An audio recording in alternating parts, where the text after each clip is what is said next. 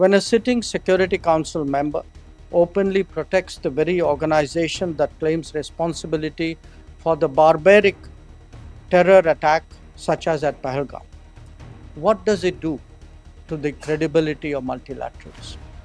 If the maintenance of international peace and security has become lip service, the predicament of development and socio-economic progress is even more serious.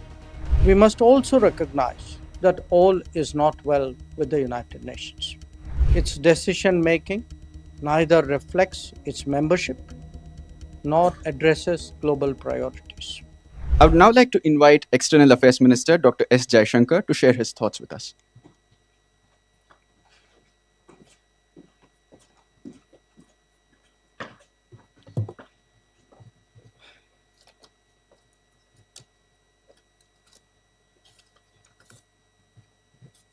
Secretary Post Vandita Kaulji, Secretary West C.B. Georgie, Excellencies, ladies and gentlemen. Thank you for joining us this morning, and it's really a great pleasure to see so many of you here. I take it as a statement of our collective attachment to the United Nations on this important anniversary at a time when the world is perhaps passing through somewhat difficult circumstances. It is truly a great pleasure to be with you here on this special occasion as we celebrate the 80th anniversary of the United Nations. As a founding member state of the UN, I extend warm wishes to all present on United Nations Day.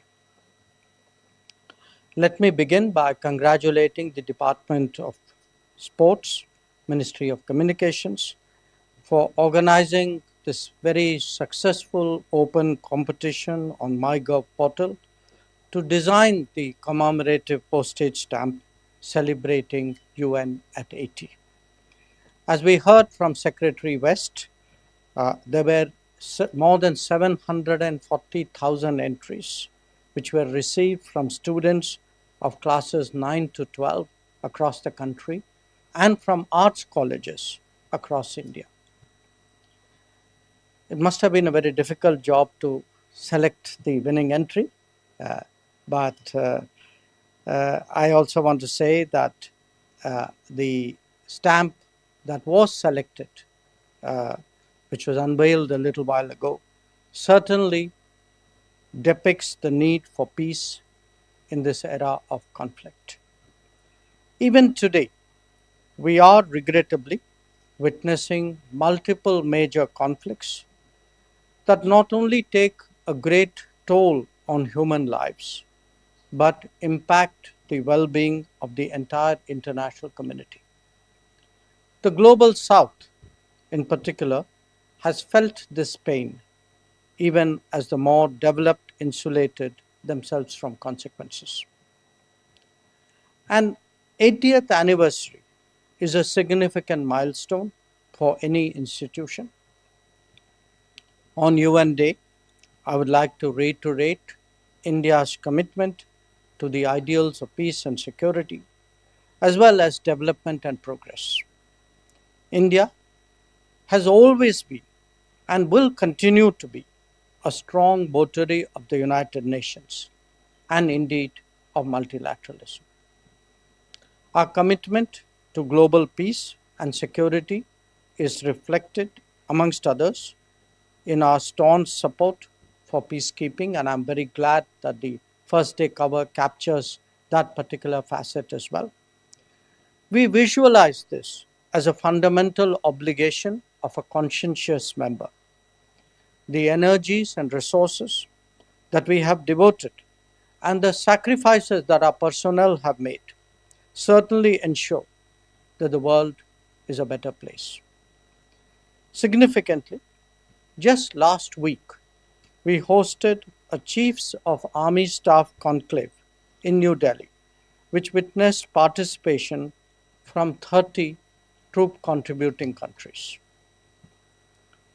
That said, we must also recognize that all is not well with the United Nations. Its decision making neither reflects its membership nor addresses global priorities. Its debates have become increasingly polarized and its working visibly gridlocked. Any meaningful reform is obstructed using the reform process itself.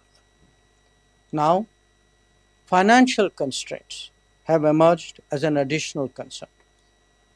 How to sustain the UN even while seeking its reinvention is clearly a major challenge before all of us.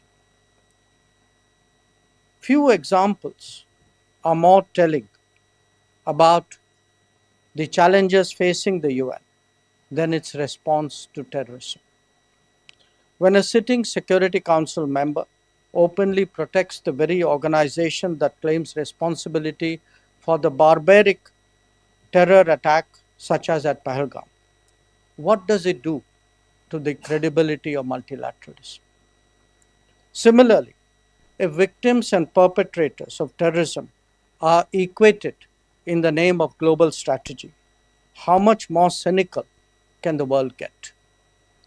When self proclaimed terrorists are shielded from the sanctioning process, what does it say for the sincerity of those involved? If the maintenance of international peace and security has become lip service, the predicament of development and socio-economic progress is even more serious. The slowing down of the SDG Agenda 2030 is a significant metric to measure the distress of the global south. There are many more, whether it is trade measures, supply chain dependence, or political domination. Yet, on such a notable anniversary, we cannot abandon hope.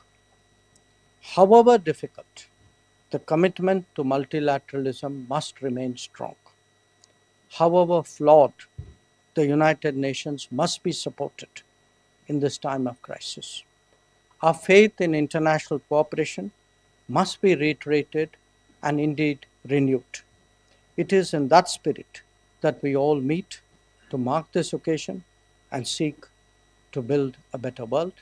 I thank you again for joining us on this important day, on this important anniversary. And as my colleagues said, I think at the end of the day, what unites us is what is most important. And the fact that we are meeting here today, I think, sends a message in itself. Thank you for your attention.